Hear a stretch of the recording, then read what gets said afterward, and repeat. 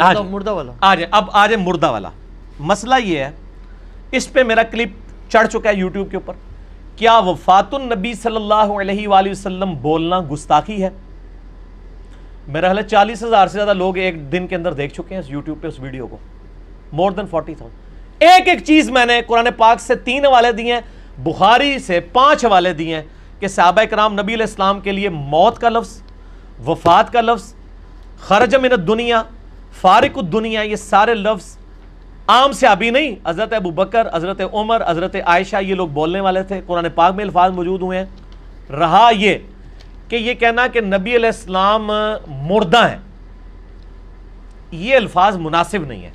اس کی بجائے یہ لفظ استعمال کرنا چاہیے کہ نبی صلی اللہ علیہ وآلہ وسلم کو موت آ گئی ہے, آپ صلی اللہ علیہ وآلہ وسلم فوت ہو چکے ہیں, آپ صلی اللہ علیہ وآلہ وسلم اس دنیا سے جا چکے ہیں, اب آپ صلی اللہ علیہ وسلم قبر مبارک میں برزخی حیات کے ساتھ زندہ ہیں. اور ڈاکٹر ذاکر نائک کو نبی علیہ السلام کی قبر مبارک کی حیات کا انکار نہیں کرتے ہیں.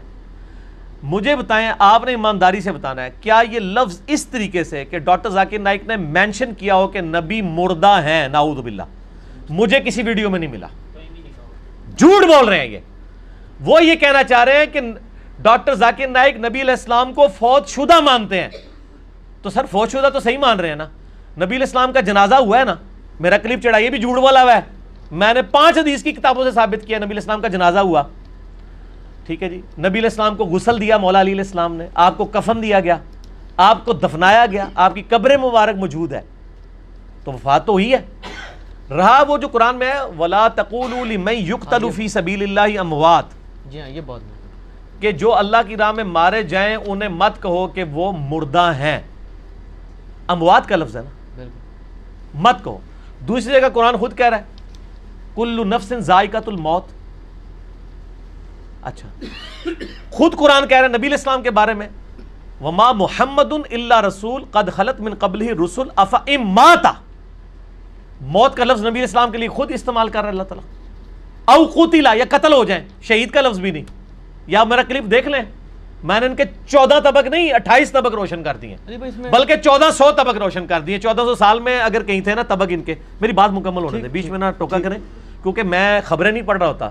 اس وقت جو اللہ کی تائید مجھے حاصل ہے نا, جو کچھ میرے دل میں آ رہا ہے میں وہ بیان کر رہا ہوں. میں نے کوئی رٹا نہیں مارا ہوا, نہ یہ کوئی فیبریکیٹڈ انٹرویو ہوتا ہے میرا کوسچن آنسر سیشن. اس لیے بیچ میں نہیں ٹوکنا, جب تک میں خاموش نہ ہو جاؤں اس وقت آپ نہ بولیں بیچ میں. تو موت کا لفظ تو خود استعمال کیا. اب قرآن کس موت کی مخالفت کر رہا ہے؟ بیسیکلی کافر یہ کہتے تھے کہ یہ صحابہ جب شہید ہو رہے تھے نا, وہ کہہ رہے تھے دیکھو جوانی میں مر گئے, بچے چھوڑ گئے. اللہ نے فرمایا یار ان کو مردہ مت کہو, وہ اللہ کے لیے مرے, اللہ نے ان کو ایک اور زندگی دے دی ہے. یہ کافروں کو یہ بات بتائی گئی تھی کہ جو اللہ کی راہ میں مارے جائیں ان کو مردہ مت سمجھو, تم ان پہ افسوس کر رہے ہو, مر گئے, بچے چھوڑ گئے, بیویاں بیوہ ہو گئیں, خاندان اجڑ گیا. نا اللہ نے ان کو بہت بڑی زندگی دے دی ہے. باقی اگر اس کا کوئی یہ مطلب لے کہ دنیاوی اعتبار سے وہ مردہ نہیں تھے, اگر وہ مردہ نہیں تھے تو ان کی بیویوں نے نکاح کیوں کیے ہیں بعد میں؟ ام سلمہ کا جب خاوند فوت ہوا ہے تو اس نے نبی علیہ السلام کے ساتھ شادی کیوں کر لی ہے؟ امہات المومنین میں سے ہے نا, خاوند کو مردہ ہی مانا ہوا ہے نا. زندہ بندے کی بیوی کسی دوسرے کے ساتھ شادی کرتی ہے؟ مانا ہوا ہے نا. نبی علیہ السلام کی بیویاں کو جو دوسروں سے شادی کی نہیں ہے, اس کی ریزن یہ نہیں ہے کہ نبی علیہ السلام کی مبارک زندگی ہے, نہیں. اس کی ریزن قرآن میں آئی ہے النبی اولیٰ بالمؤمنین من انفسہم وازواجہ امہاتہم. نبی کی بیویاں امت کی مائیں ہیں, چونکہ ماں کے ساتھ نکاح نہیں ہو سکتا اس لیے وہ نکاح منع ہے. ورنہ کیا نبی علیہ السلام کی وفات کے اوپر ان کی بیویوں نے سوگ نہیں کیا؟ سر سوگ کیا نا. حتیٰ کہ مسلم شریف میں آتا ہے کہ امہات المومنین نے اپنے بال بھی چھوٹے کرا کے کندھے تک کروا دیے تھے کہ ہمارا تو خاوند مر گیا, ہم تو زینت ہی نہیں کر سکتے کسی کے لیے. امہات المومنین تو پوری زندگی سوگ میں رہی ہیں حضور کی وفات کے بعد. تو سوگ جو ہے وہ فوت شدہ کا ہوتا ہے یا زندہ بندے کا؟ نام ذکر کرتے تھے رونا شروع کر دیتی تھی. دنیا سے تو فوت ہوئے ہیں نا. بخاری مسلم سے میں نے ثابت کیا ہے کہ حضرت ابو بکر صدیق کا جو پہلا خطبہ ہے بخاری کے اندر کتاب المغازی چیپٹر میں, انہوں نے آگے قرآن کی آیت پڑھی ہے انک میت و انہم میتون, بے شک اے نبی تمہیں بھی موت آنی ہے, تمہارے مخالفین کو بھی موت آنی ہے. پھر پڑھا وما محمد الا رسول, محمد تو نہیں مگر اللہ کے رسول. اگر یہ فوت ہو جائیں یا جنگ میں شہید کر دیے جائیں, شہید تو میں ترجمہ کر رہا ہوں, وہاں تھا موت آ جائے یا قتل کر دیے جائے, کیا دین چھوڑ دو گے؟ اور پھر آپ نے فرمایا الا لوگوں آگاہ ہو جو من کان یعبد محمدا فإن محمد قد مات، جو کوئی محمد کی عبادت کرتا تھا جان لے کہ محمد صلی اللہ علیہ وسلم مات کا لفظ ہے. مات کا ترجمہ کیا ہوگا؟ وصال شریف یا موت شریف؟ مات عربی کا لفظ ہے، وفات کا لفظ بھی نہیں. آپ صلی اللہ علیہ وسلم کو موت آ گئی ہے. کسی سے ابھی نے نکاح جی آپ نے نبی علیہ السلام کو مردہ کہہ دیا، آپ گستاخ رسول ہو گئے ہیں، یا آپ نے کہہ دیا آپ صلی اللہ علیہ وسلم کو موت آ گئی، آپ گستاخ رسول ہو گئے ہیں. اور کہا من کان یعبد محمدا فإن محمد قد مات ومن کان یعبد اللہ، اور جو کوئی اللہ کی عبادت کرتا ہے فإن اللہ حی لا یموت، تو جان لو بے شک اللہ تعالیٰ کو ابھی موت نہیں آئے گی، وہ ہمیشہ زندہ رہے گا. مجھے پتہ ہے صحابہ میں کتنے لوگ نبی علیہ السلام کی عبادت کرتے تھے؟ کوئی بھی. تو حضرت ابوبکر صدیق نے یہ فرضی قصہ کہانی کیوں بنایا ہے؟ ہم ان کو مثال دے دیں، کہتے ہیں جی یہ ساڑھے تو والی آیتاں لگانے نے، وہ جڑی آیت ہے ہی کوئی نہیں سی، وہ پہلے حضرت ابوبکر صدیق نے خود بنائی. یہ آیت تھی کہ جو محمد کی عبادت کرتا تھا وہ جان لے کے اور محمد کی عبادت تو کوئی کرتا ہی نہیں تھا صلی اللہ علیہ وآلہ وسلم، نہ آج کوئی کرتا ہے. اتنا بڑا فیبریکیٹڈ جملہ بنایا حضرت ابوبکر صدیق نے اصل میں ان کے دماغ کھولنے کے لیے، کیونکہ حضرت ابوبکر صدیق کو وہ بخاری والی حدیث پتہ تھی کہ دیکھنا میرے امتیوں میری شان کو اس طرح بلند نہ کرنا جس طرح عیسیٰ ابن مریم کے ماننے والوں نے کیا. میں اللہ کا بندہ اور اس کا رسول ہوں، مجھے اللہ کا بندہ اور اس کا رسول کہنا. اصل میں اس انسانیت نے ایک بہت بڑا رسک فیکٹر انوالو ہو چکا ہے. اس انسانیت میں سب سے بڑا شرک نبی کے نام پہ ہی کھڑا ہوا ہے. عیسائیت کس کے نام پہ کھڑی ہوئی ہے؟ کسی بت کے نام پہ. میں کہتا ہوں حضرت عیسیٰ کو تو 2.25 ارب لوگ عبادت میں کلیم کر رہے ہیں نا، 1.5 ارب مسلمانوں نے بھی یہی کام کرنا تھا اگر نبی علیہ السلام اتنی سخت تعلیمات نہ ارشاد فرما کے جاتے. اور حضرت ابوبکر صدیق نے صحیح وفات کے بعد آپ کی اس بات کو مزید انڈورس کر دیا کہ جان لو اگر کوئی محمد کی عبادت بھی کرتا تھا نا تو جان لو کہ محمد کی عبادت نہیں، ہم اللہ کے ماننے والے ہیں. محمد تو ہمارے لیڈر ہیں، ہم جو عبادت ہے وہ اللہ کی کر رہے ہیں. سارے ان کو پتہ ہی نہیں ہے، یہ اللہ کے نام کے اوپر تو بھڑکتے نہیں ہیں، اللہ کے نام کا تو مذاق اڑاتے ہیں اور باقی ناموں کے اوپر بھڑکنا شروع کر دیتے ہیں. تو یہ کہنا کوئی گستاخی نہیں ہے. رہا یہ کہ نبی علیہ السلام کو ماننا، وہ میں نے کلپ دیکھا ہے شاہ جی، انڈیا کے لوگ گاف بول ہی نہیں سکتے. مانگنا اس نے بولنا تھا تو ماننا نکل گیا. دوسرا ماننا لفظ کو تو انہوں نے پکڑ لیا، وہ پورا جملہ کیا تھا؟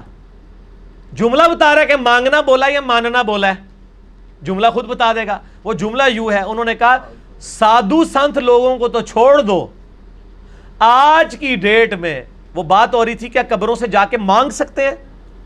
جو فوت شدگان ہیں ان کو مدد کے لیے پکار سکتے ہیں، سادھوؤں کو، بزرگوں کو؟ تو اس کے جواب میں اس نے کہا کہ تم ان بزرگوں کو تو چھوڑو، آج کی ڈیٹ میں تو محمد صلی اللہ علیہ وآلہ وسلم کو مانگنا بھی حرام ہے.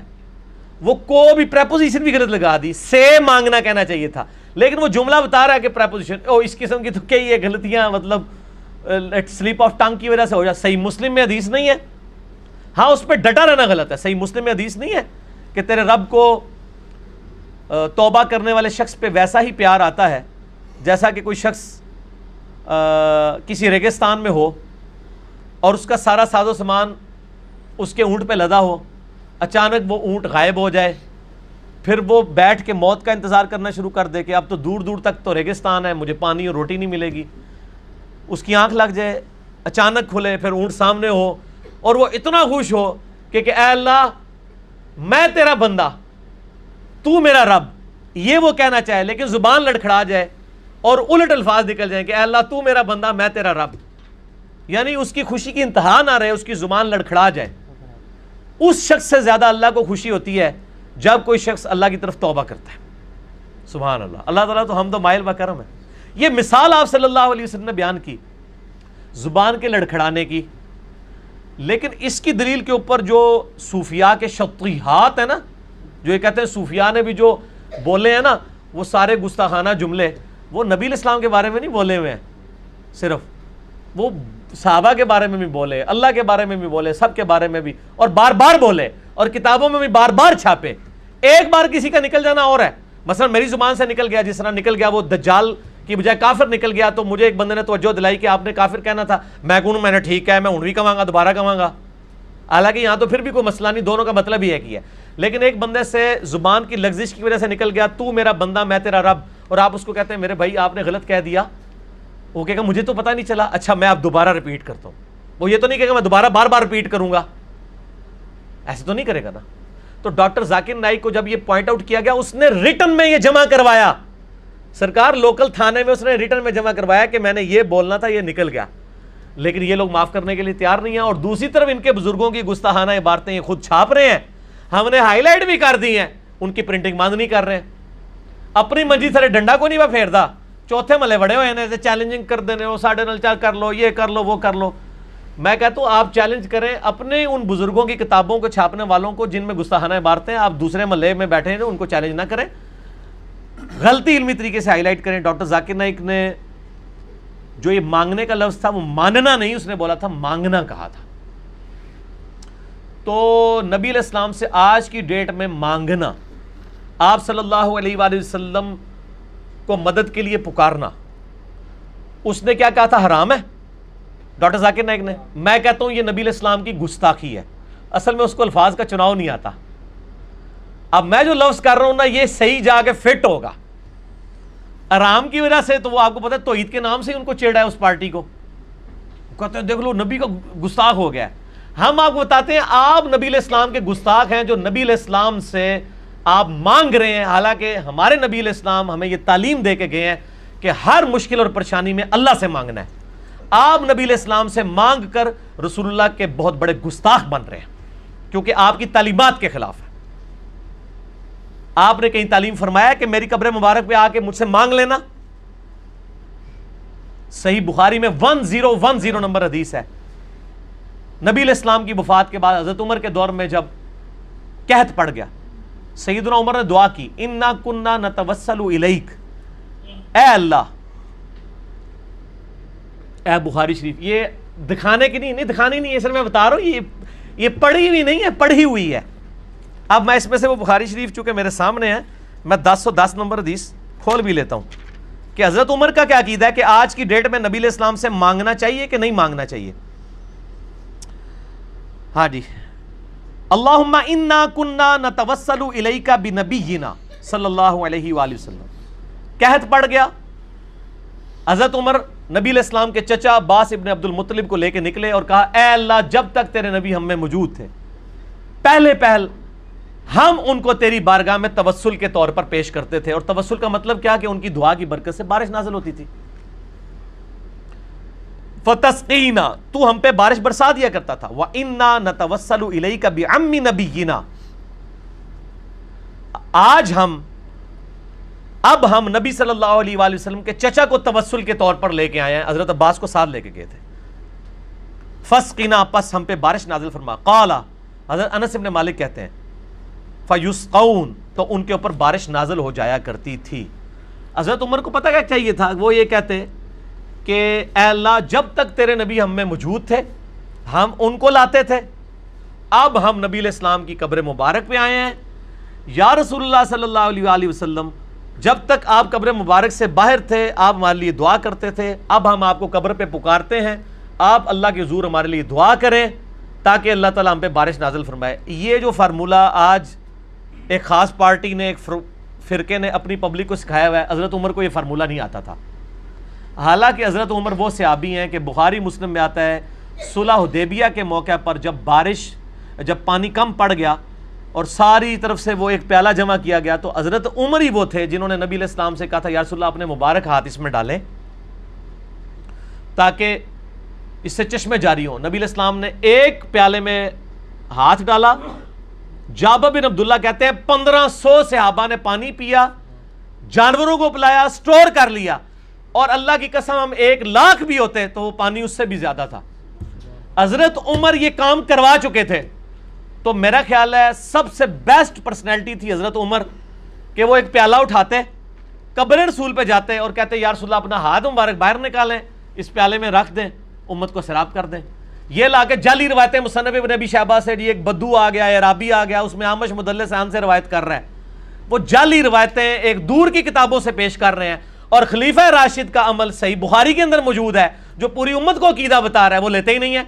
ہمارا عقیدہ حضرت عمر والا ہے، ان کو تو وسوسہ بھی نہیں آیا کہ میں جا کے قبر مبارک پہ کہوں یا رسول اللہ میں نے تو یاد ہوگا آپ کو میں نے صلح حدیبیہ کے موقع پہ بھی آپ سے یہ چشمے جاری کروائے تھے، آپ مہربانی فرمائیں. لیکن نہیں، آپ ذرا دیکھ لیں وہ فضائل اعمال کے اندر بھی تبلیغی جماعت کی کتاب اور فیضان سنت دعوت اسلامی کی کتاب بریلوی دیوبندی دونوں نے اپنی کتاب میں لکھا ہے کہ حضور کی وفات کے 550 سال بعد شیخ احمد رفاعی نے آگے قبر رسول پہ شعر پڑھے تو نبی علیہ السلام نے قبر مبارک سے ہاتھ باہر نکال دیا. کتنا بڑا جھوٹ ہے. اما عائشہ کے لیے تو ہاتھ نہیں نکلا، سیدہ فاطمہ کے لیے تو ہاتھ نہیں نکلا جب اما عائشہ جمل کے لیے گئی ہیں. بعد میں جو شرمندہ ہوئی اس وقت نبی علیہ السلام روک لیتے. یہ سب جھوٹ فیبریکیٹڈ واقعات ہیں. بالکل آج کی ڈیٹ میں نبی علیہ السلام کیا کسی بھی فرشتے سے، کسی بھی مرے ہوئے بندے سے، چاہے وہ کوئی نبی ہو، فرشتہ ہو، فرشتے کو خیر بیچ میں سائڈ کر دیں، کوئی جن ہو، کوئی بزرگ ہو، اس سے مانگنا گستاخی ہے نبی علیہ السلام کی شان میں، کیونکہ نبی علیہ السلام نے یہ تعلیم نہیں فرمایا. اچھا اب میں اجازت دو. اور اس کے اوپر میرا ڈیٹیل لیکچر ہے. مسئلہ نمبر 3، دعا صرف اللہ ہی سے. جتنے دھوکے انہوں نے دیے ہوئے اس پہ ان کے جواب آپ نے مجھ سے نہیں لینے، کیونکہ وہ 1.5 گھنٹے میں نے دیے ہوئے ہیں. اور میرا ریسرچ پیپر ہے دعا صرف اللہ ہی سے، ahlsunnatpak.com سے ڈاؤن لوڈ کریں.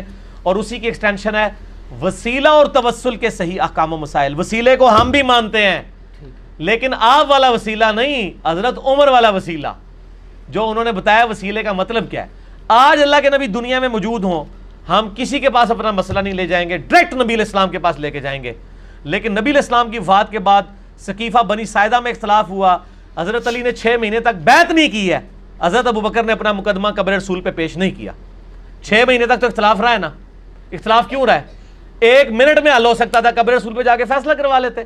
ان کے دماغ میں بھی نہیں تھا کہ نبی علیہ السلام سے یہ کمیونیکیشن ہو سکتی ہے.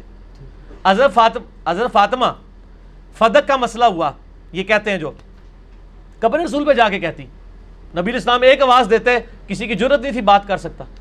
ان کو پتا تھا کہ اب نبی کے ساتھ ہماری کمیونیکیشن قیامت تک نہیں ہو سکتی. بالکل جھوٹے عقیدے انہوں نے گھڑے ہیں. اس لیے آپ کو کسی حدیث میں خلفاء راشدین کے بارے میں نہیں ملے گا، بلکہ اس کے الٹ ملے گا. بخاری مسلم میں حدیث ہے نبی علیہ السلام کی مبارک زندگی میں 70 صحابہ کو دھوکے سے شہید کر دیا گیا.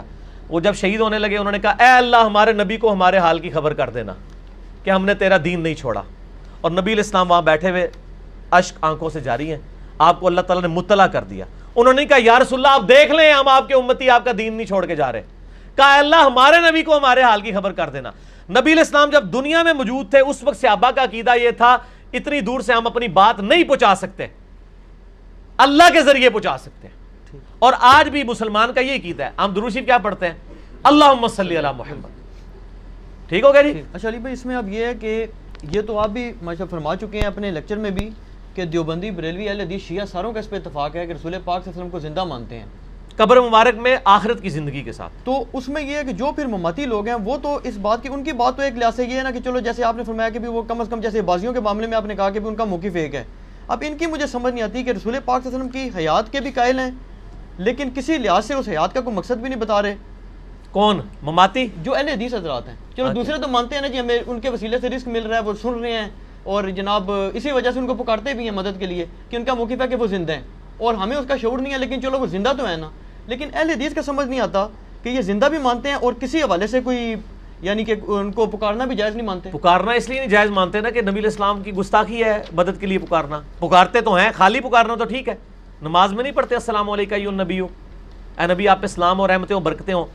اور اس حدیث سے حاضر و ناظر یہ ثابت کر رہے ہوتے ہیں. اس حدیث کے آگے تو دیکھیں اللہ تعالیٰ کے نبی علیہ السلام فرماتے ہیں، بخاری مسلم کی حدیث ہے، جب تم یہ پڑھو گے اللہ تعالیٰ زمین و اسمان میں ہر نیک بندے تک سلام پہنچا دے گا. آپ نبی علیہ السلام کی بات کرتے ہیں، ہم کہتے ہیں حضرت ابو بکر عمر عثمان و علی کو بھی ہمارا سلام پہنچتا ہے. ہم نماز میں پڑھتے ہیں السلام علینا وعلی عباد اللہ الصالحین، ہم پہ بھی سلام ہو، سارے نیک بندوں پہ سلام ہو. قبر رسول پہ السلام علیکم یا رسول اللہ پڑھتے ہیں، اللہ تعالیٰ اپنے نبی تک پہنچاتا ہے. تو اس کو کون انکاری ہے؟ کیا اہل حدیث السلام علیکم یا رسول اللہ نہیں پڑھتے ہیں قبر رسول پہ جا کے؟ پڑھتے. تو پھر جھگڑے ہی کوئی نہیں ہے. لیکن اگر آپ کہیں گے کہ نبی علیہ السلام سے مانگنا ہے، نا، نبی علیہ السلام ہمیں ایاک نعبد و ایاک نستعین سکھا کے گئے ہیں، یا حی یا قیوم برحمتک استغیث سکھا کے گئے ہیں. ٹھیک ہے جی. نبی علیہ السلام نے تو کبھی میں نے کہا اشکالات مسئلہ 3 میں نے ریزالو کی ہیں. ہم نبی علیہ السلام کے پکارنے کو گستاخی سمجھتے ہیں. چلیں میں آپ کو ایک پھکی دے دیتا ہوں. حضرت آدم افضل ہیں یا نبی علیہ السلام؟ رسول پاک صلی اللہ علیہ وسلم. حضرت آدم کو فرشتوں نے سجدہ کیا تھا جی بھائی. تو فرشتوں نے نبی علیہ السلام کو سجدہ کیوں نہیں کیا؟ آپ نبی کو سجدہ کر سکتے ہیں؟ تو آپ کی ڈاکٹرائن تو فیل ہوگی. اگر آپ کی ڈاکٹرائن مانی جائے تو اگر حضرت آدم کو سجدہ ہو سکتا ہے تو نبی علیہ السلام کو بدرجہ اولا ہو سکتا ہے. تو کیوں نہیں کرتے نبی علیہ السلام کی قبر مبارک پہ سجدہ؟ آپ نے منع فرما دیا. تو ادھر تو کسی نے نہیں کہا یا رسول اللہ حضرت آدم کو بھی تو فرشتوں نے کیا تھا, آپ کو کریں تو ہم, یہ تو عشق رسول ہے اور عشق کے چلے تو نمبر لے جاتے ہیں, عقل والے تو عمریں گالتے ہیں. کہنا نہیں نا عشق دے چلے نمبر لے گئے, عقل والے اونجی عمرہ گالیاں. ابو داؤد ابن ماجہ میں حدیث موجود ہے جو میں نے پہلے بھی کئی دفعہ بیان کی کہ نبی علیہ السلام کو ایک شخص نے آگے سجدہ کیا. آپ نے, میں سر اٹھا کیا کر رہا ہے؟ اس نے کہا میں ہیرا شہر گیا تھا, وہاں لوگ اپنے سردار کو سجدہ کرتے ہیں, آپ تو اللہ کے نبی ہیں, زیادہ حقدار ہیں. آپ نے فرمایا جب میں فوت ہو جاؤں گا میری قبر سے گزرے گا, کیا قبر پہ بھی سجدہ کرے گا؟ کہا نہیں یا رسول اللہ. اچھا صحابہ کو یہ پتا تھا قبر پہ سجدہ نہیں ہونا چاہیے, پوائنٹ ٹو بی نوٹڈ. تو فرمایا اگر میری قبر پہ سجدہ نہیں کر رہا تو مجھے کیوں کر رہا ہے؟ اگر میں سجدہ جائز سمجھتا تو بیویوں سے کہتا کہ اپنے خامدوں کو کریں. اس نے آگے سے نہیں کہا یا رسول اللہ میں تو اللہ کا بندہ سمجھ کے کر رہا ہوں, میں تو آپ کو عطائی طور پہ مان کے سمجھ رہا ہوں, میں غیر مستقل بذات سمجھ کے. یہ ساری ٹرمز میرے تو زیادہ تو کسی نے نہیں نہ دیا. جال حق جیڑی کتاب ہے سب سے زیادہ یا مفتی احمد جار خان نعیمی صاحب کو آتی تھی جو انہوں نے لکھی ہے, یا مجھے آتی ہے جس نے پوری دنیا میں وہ کتاب پھیلائی ہے اپنی ینگ ایج میں. تو اس کتاب کے جو وظاوس ہیں ان کا جواب بھی پھر مجھے ہی آئے گا نا, کیونکہ وہ کتاب تو میری بغل میں ہوتی تھی ایف ایس سی میں 1994 میں, آج 2018 ہے. تو میرے بھائی اس کے جواب کیا دیں گے کہ نہیں جب نبی علیہ السلام نے نہیں تعلیم فرمایا ہم نہیں کریں گے. نبی علیہ السلام نے کہاں فرمایا کہ میری قبر پہ آ کے مجھ سے مانگو؟ یہ جتنی باتیں پیش کرتے ہیں تو آپ کی مبارک زندگی سے ہیں. کوئی ٹوٹی ہوئی پنڈلی لے کے آ گیا ہے, چلیں ادھر ہی آ جائیں. صحیح بخاری میں ہے, بڑی لمبی حدیث ہے, الٹیمیٹلی ایک صحابی کی پنڈلی ٹوٹتی ہے, وہ نبی علیہ السلام کے پاس آتے ہیں, نبی علیہ السلام اپنا مبارک ہاتھ پھیرتے ہیں, وہ کہتے ہیں میری پنڈلی اس طرح ہوگی کبھی ٹوٹی نہیں تھی. کہتے ہیں دیکھیں صحابہ تو نبی سے ہی مانگتے تھے. ہم کہتے ہیں نبی علیہ السلام ابھی مسجد نبی میں موجود ہوں, ہمارا کوئی مسئلہ ہم لے کے پہنچ جائیں گے. اس سے آپ مبارک زندگی کے بعد قبر پہ جا کے مانگنا کیسے ثابت کر دیتے ہیں؟ میرا ایک یوٹیوب پہ کلپ ہے, نبی صلی اللہ علیہ وسلم سے قبر مبارک پہ جا کے مانگنا, وہ کیسے ثابت ہو جائے گا؟ کہتے ہیں جی جب وہ ثابت ہو گیا تو نبی علیہ السلام زندہ ہیں تو زندہ سے جا سکتے ہیں. یار وہ آخرت کی زندگی میں, چلے پھر بھی ہم پریکٹیکلی چیک کر لیتے ہیں. سر پریکٹیکلی کون سا عالم دین قربانی کرتا ہے کہ اس کی پنڈلی کی ہڈی توڑی جائے؟ آئے پھر کہتے ہیں علی ساڈے نال بڑا خطرناک کھیل کھیلدا ہے. علی نہیں خطرناک کھیل کھیلدا, تسی خود کھیل دے ہو. کون سا عالم دین عاشق رسول تیار ہے کہ اس کی پنڈلی کی ہڈلی توڑی جائے, پنڈلی کی, تاکہ اس حدیث کی سچائی دیکھ لیں؟ ہم تو اس حدیث کو نبی علیہ السلام کے مبارک زمانے اور سامنے موجود ہونے پہ مانتے ہیں. آج نبی علیہ السلام سامنے موجود ہوں, میں اڈی اپنی پنڈلی کی توڑوانے کے لیے تیار ہوں. آؤ پنو, جے میری پنڈلی توڑنے نال تواڈے عقیدے شرکیہ ٹھیک ہوندے میں توڑوانے سے تیار ہاں, تے تواڈی پنڈلی توڑوانی نال اگر ساڈے عقیدے ٹھیک ہوندے تو خدا دے واسطے قربانی کرو. تسی کہندے ہو ہم تو عشق رسول کے لیے گردن بھی کٹا دیں گے, پنڈلی توڑوا لو یار, پاکستان دے لکھاں لوگوں دے عقیدے صحیح ہو جان گے. شاہ جی تسی آندے ہو نا پھر منو آمد بھی خاص ہو جاندی جے, میں حسب حال شروع کر دینا ایتھے تے خبرناک شروع ہو جاندا ہے. ٹھیک ہے, اب میری گل سن لو شاہ جی, بولنا نہیں ہن وچ, تسی طرفدار بنے ہو. میں عشق رسول کے لیے سب یہ کہتے ہیں میں گردن کٹوا لوں گا. میں کہتا ہوں ہزاروں لاکھوں دنیا کے, بلکہ اب تو کروڑوں ہو چکے ہیں انجینئر صاحب کے بعد, تو کروڑوں لوگوں کے عقیدے کی اصلاح کے لیے کوئی عالم دین اپنی پنڈلی کی ہڈی نہیں توڑوا سکتا. توڑوائے, اس کا ویزا لگوانا ہمارا کام ہے, قبر رسول کے سامنے تک پہنچانا ہمارا کام ہے. ہڈی جڑی بھی واپس لے آئے, سب سے پہلے ہم ان کے مسلک کو قبول کر لیں گے. اور اگر ہڈی نہ جڑے تو وہ وہاں کھڑے ہو کے اعلان کرے کہ ہمیں حدیثوں کی غلط انٹرپریٹیشن ہمارے باپوں نے بتائی تھی. تو اڈا سارے دا کے خیال ہے کہ جڑ جائے گی, پاویں وہ کعبے لے جائے اتنے بھی نہیں جڑے گی. اگر سانو ایک ہو نا کعبے لے جاؤ, تو کعبے دے رب دا بھی دعویٰ نہیں کہ میں توڑاں گا. قرآن میں کہیں آیا ہے کہ بچوں کے ختنے کرانے ہو تو مجھ سے دعا کرو, میں راتوں رات ختنے کر دوں گا. نبی علیہ السلام نے طریقہ بتایا ہے کہ ختنہ اس طرح کروایا جائے گا. دنیا کو اللہ نے اسباب کے ساتھ جوڑا ہے, نبیوں کے ذریعے معجزات ظاہر ہوتے ہیں, وہ علیحدہ معاملہ. اور نبی جب دنیا میں ہوتے ہیں, جب آخرت کی زندگی میں چلے گئے تو پھر میں نے شاہ جی میں نے تو قلم ہی توڑ دیا, میں نے تو گورے والی بات کی ہے. اے گھوڑا تے اے میدان, ہن کیڑا بندہ تیار ہے گھوڑا بننے واسطے کہ اپنی پنڈلی توڑوائے؟ تو انہوں سے لے جانے تو چیک کر لیتے ہیں. تو آپ کو بھی پتا ہے اور ان کو بھی پتا ہے کہ نہیں جڑے گی, تو اس کا مطلب ہے آپ حدیث کی غلط انٹرپریٹیشن بیان کر رہے ہیں. اور کسی نعت خان کو لے جائیں, کسی اور کو لے گئے نا تو ہوگا یہ کہیں گے یار اصلی عاشق رسول نہیں سی تاں نبی علیہ السلام نے نہیں جوڑی. جڑا دنیا دا سب تو بڑا عاشق رسول دے نا اور عشق رسول دا سب تو بڑا ٹھیکیدار بنیا ہے جے, اور تمہیں سارے پتا ہے کہ کون کون نے آج کل top of list top 10 Pakistan کہڑے کہڑے نے, پورے ملک انہیں مجائی ہے جنہیں عاشقاں نے. انہیں جو کسی دی یار بھن پن کے تے لے جاؤ تے جا کے یار اللہ دے بندو سارے نے کیتے صحیح کرا لو, بالکل ٹھیک ہے. یہ تو ہم آپ کی ڈاکٹرین, کیونکہ آپ ہمیں وہ حدیثیں پیش کر رہے ہیں نا, تو ہم ان حدیثوں کی پریکٹیکل اپلیکیشن آپ سے ہی چاہتے ہیں کہ پھر اس کا تو حل یہی ہے. کیونکہ نبی علیہ السلام اپنے اس امتی سے بھی اتنی محبت کرتے ہیں جو ان کے زمانے کا تھا, آج والے سے تو زیادہ رکھتے ہیں. آج والوں کی تو 7 دفعہ بشارت ہے صحیح ابن حبان میں کہ جو مجھے دیکھے اور ایمان لائے اس کو 1 دفعہ بشارت, اور جو نہ دیکھے اور ایمان لائے 7 دفعہ بشارت. آپ تو زیادہ لاڈلے ہیں سر, آپ کی تو ہڈی یہیں پہ جڑ جانی چاہیے, وہاں جانے کی ضرورت ہی نہیں پڑے گی. ہاں کریں. لیکن علی بھائی جو حضرت موسیٰ علیہ السلام نے بھی تو نماز کے مسئلے میں اور جیسے نماز, سر میں جو بات کر رہا ہوں آپ بات کا رخ نہ بدلیں, بالکل 1 پوائنٹ ایجنڈے پہ رہیں. آیات النبی کا میں ہی ماننے والا ہوں, آیات النبی کا وہ مطلب وہ نہیں ہے جو آپ بتا رہے ہیں. میں نے حدیث پیش کی, آپ پریکٹیکل رزلٹ کریں, اگلا سوال کریں. میں نے ان کے قلم توڑ دیے. نجی ٹی وی کے عالم سے ہی رابطہ کر لیں جی, انہی سے رابطہ کریں, اور شاہ جی کے پاس وہ پی ڈی والے مفتی صاحب کا نمبر بھی ہے, ہو سکتا ہے وہی قربانی کے لیے تیار ہو جائے. ٹھیک ہے, ہاں جی ہاں جی, چلیں جی. میں نے اتنا کر دیا کافی شاہ جی, اس کے بعد تو گنجائش ہی نہیں ہے.